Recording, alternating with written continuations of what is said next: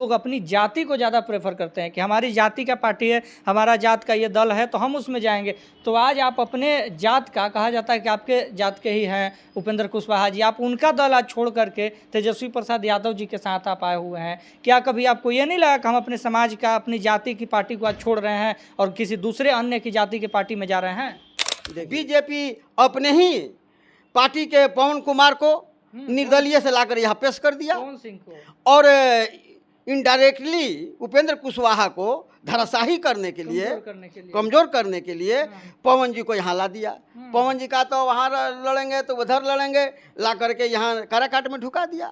और देखिए बीजेपी के ऐसी मनसाजिश है, उपेंद्र कुशवाहा को सारे ध्वस्त करने की नीति चल रही है, जो कि पवन जी को यहाँ भेज करके, और बहुत दिन से पवन जी भारतीय जनता दल के सदस्य थे, लेकिन लोगों ने कब बहिष्कार किया, बहुत प्रयास करने के बाद में जब चुनाव नज़दीक आ गया तो पवन जी को पार्टी से निकाला गया। और नहीं तो अगर प्रचार करने के लिए हमारे प्रधानमंत्री आते थे उपेंद्र कुशवाहा की तरफ से, सारे लोग, राजनाथ जी आते थे, गृह मंत्री, रक्षा मंत्री अमित शाह जी, सारे लोग आते थे उपेंद्र कुशवाहा के प्रचार में। लेकिन आज हमारे सभी वोट को हम लोग जब आकलन करते हैं तो हमारे उपेंद्र कुशवाहा जी को सारे जितने कहिए फॉरवर्ड वर्ग के लोग उपेंद्र कुशवाहा को वोट नहीं किए, सारे के सारे पवन जी के तरफ में चले गए। इस वक्त हम डेहरी के आरजेडी कार्यालय में हैं और हमारे साथ विमल सिंह कुशवाहा हैं, जो कल तक तो राष्ट्रीय लोक मोर्चा के जिला उपाध्यक्ष थे, लेकिन आज ये पद त्याग करके तेजस्वी जी का दामन थाम लिया और ये आरजेडी में शामिल हो गए। लेरुआ के निवासी हैं और बहुत दिनों से संघर्षशील व्यक्ति हैं। बहुत दिनों से जो है आरजेडी के विधायक फतेह बहादुर सिंह जी के भी संपर्क में काफ़ी रहने वाले व्यक्ति थे और उनके साथ जो है आवागमन इनका रहता था और उनके कार्यों से प्रभावित होकर के इन्होंने आज आरजेडी का दामन थाम लिया है। विशेषकर आपका स्वागत है सर। बहुत बहुत थैंक यू आपका। कैसा लग रहा है आज आप राष्ट्रीय लोक मोर्चा छोड़ करके राजद में चले आए? मुझे बहुत हर्षित मन से अपने आप को बहुत, हम एक मजबूत दल के समक्ष हम आज बैठे हुए हैं। कौन सा ऐसा कार्य रहा जिसको प्रभावित हो करके आप आरजेडी का दामन थामे? चूँकि आपके उपेंद्र कुशवाहा जी एनडीए के साथ हैं और आरजेडी इंडिया गठबंधन के साथ है, तो कौन सा ऐसा कार्य रहा जिससे प्रभावित हुए आप? हमने अपने तेजस्वी जी के बहुत सारे कार्य हैं, जो कि जब नीतीश जी के साथ में हमारे माननीय तेजस्वी जी जो उप मुख्यमंत्री के पद पर थे, तो हमारे मुख्यमंत्री माननीय श्री नीतीश कुमार जी आज 15-20 साल से रहे हैं, जो युवाओं के लिए, महिलाओं के लिए, वृद्धाओं के लिए जो कार्य नहीं करते थे, और हमारे माननीय तेजस्वी प्रसाद जी के द्वारा उत्प्रेरित किया गया कि ये वृद्धा पेंशन को 1500 किया जाए, माई बहन योजना चलाया जाए, युवाओं को नौकरी को दिया जाए। लेकिन नीतीश कुमार जी अपने शासनकाल में युवाओं को अनदेखी किए और हमारे माननीय तेजस्वी प्रसाद जी अपने युवाओं के प्रति उप मुख्यमंत्री रहते हुए इतना प्रेशर जो दिए, तब देखे हमारे माननीय श्री नीतीश कुमार जी मुख्यमंत्री कि अब ये नहीं चलेगा जब तक से युवाओं को कुछ भर्ती नहीं दिया जाएगा। तब हमारे तेजस्वी प्रसाद जी का विजन को देखकर तब माननीय मुख्यमंत्री नीतीश जी अपने कुछ कार्य को बढ़ाए।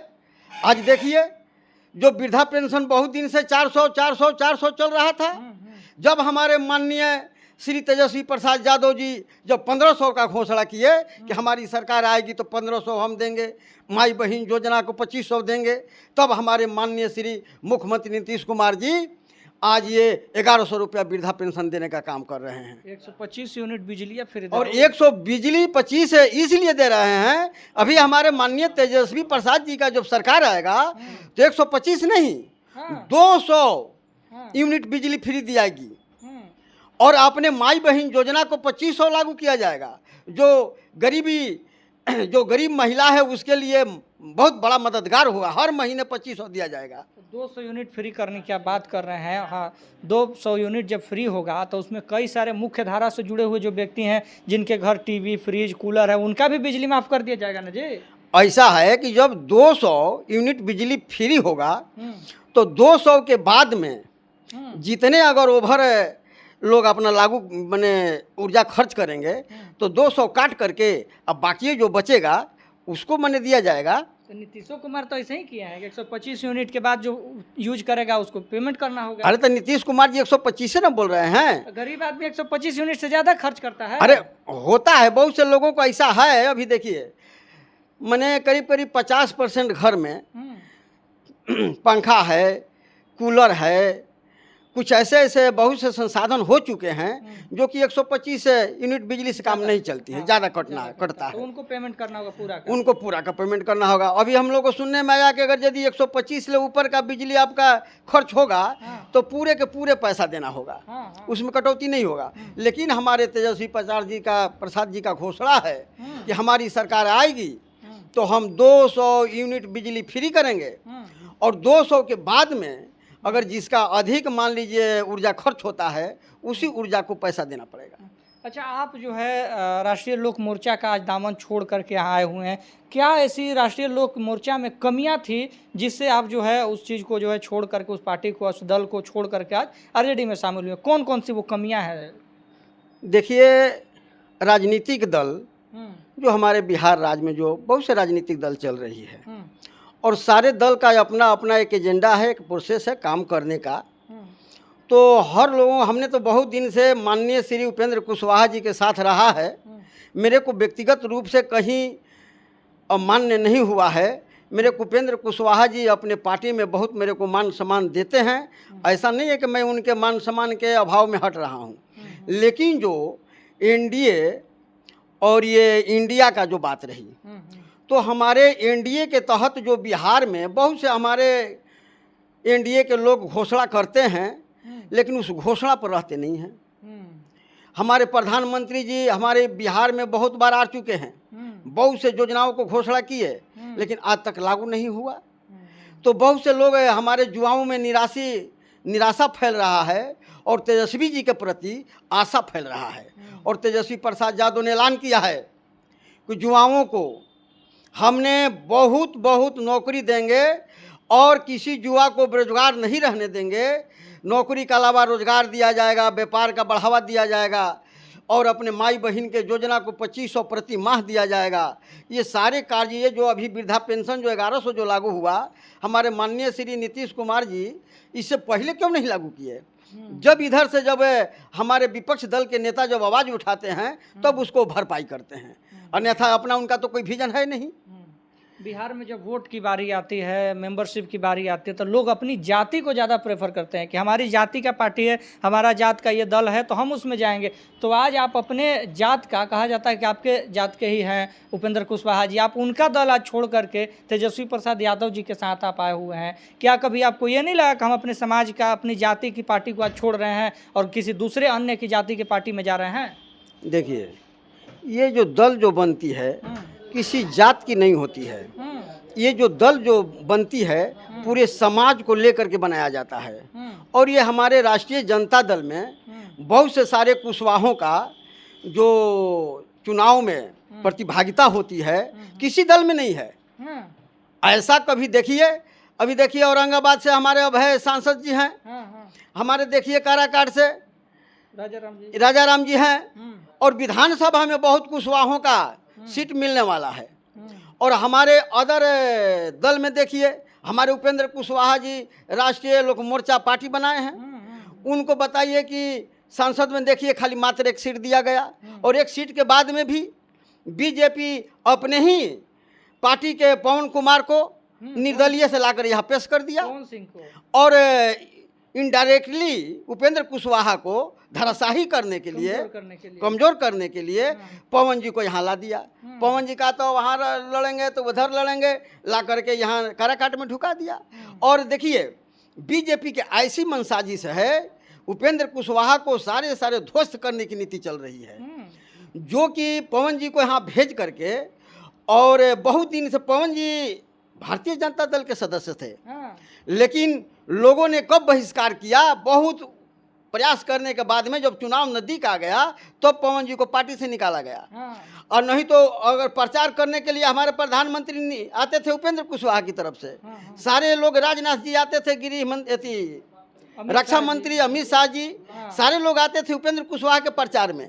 लेकिन आज हमारे सभी वोट को हम लोग जब आकलन करते हैं तो हमारे उपेंद्र कुशवाहा जी को सारे जितने कहिए फॉरवर्ड वर्ग के लोग उपेंद्र कुशवाहा को वोट नहीं किए, सारे के सारे पवन जी के तरफ में चले गए। इससे उनका दल जो है कमजोर पड़ गया। नहीं तो अगर पवन जी नहीं आते तो हमारे माननीय श्री उपेंद्र कुशवाहा काराकाट के सांसद होते। लेकिन ये सब कुछ करते हुए आज राजनीति की जो जाति पार्टी की जो राजनीति चल रही है, तो उपेंद्र कुशवाहा को उन्होंने सोचा कि अगर उपेंद्र कुशवाहा को तो हमने काराकाट से धराशायी कर दिया और इसका नतीजा निकला कि पूरे शाहाबाद रेंज ध्वस्त हो गया। अगर यदि उपेंद्र कुशवाहा को किसी तरह का लालच लोभ नहीं देंगे तब जाकर के 2 साल के राज्यसभा का मेंबर बनाया कि ये तुरंत चुनाव आने वाला है विधानसभा में, सारे कुशवाहा समाज हमारे एनडीए के पक्ष में आएगी।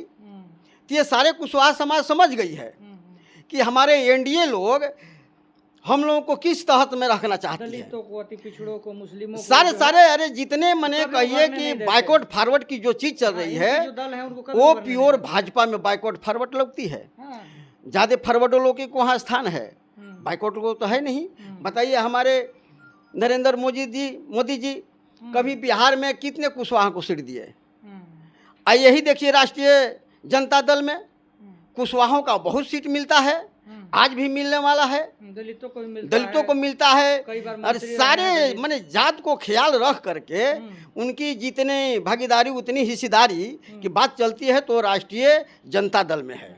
क्या लगता है आगे का विजन आपका क्या है? क्या कहीं से आप चुनाव लड़ने वाले हैं? क्या कुछ करने वाले हैं? देखिए ऐसा बात है, हमने राष्ट्रीय जनता दल में एक सेवक के रूप में अपने जो मेरे बहुत दिनों का जो राजनीतिक अनुभव है, इस अनुभव को लेकर के मैं अपना तेजस्वी जी को मुख्यमंत्री बनाने का प्रयास में लगे हैं कि हमारे बिहार में मुख्यमंत्री जी का तेजस्वी जी का सरकार आए ताकि युवाओं का नौकरी रोजगार मिले। तेजस्वी जी का सरकार आए तो सारे बहुत से कुरीतियाँ जी फैल रही है जी, हत्या चोरी कहीं देखिए रुक नहीं रहा है, बहुत सारे चल रहे हैं। और तेजस्वी जी ने हमारे ठाने हैं कि हम अपने बिहार को बर्बाद होने नहीं देंगे, चाहे किसी भी कीमत में। अगर भाजपा के लोग चाहते हैं कि हमारे चरण को चूम ले, लेकिन तेजस्वी प्रसाद जी दवा ठोक के कहते हैं मैं लालू प्रसाद जी के लड़के हैं, कभी झुकने वाले नहीं हैं, एनडीए के दामन थामने वाले नहीं हैं।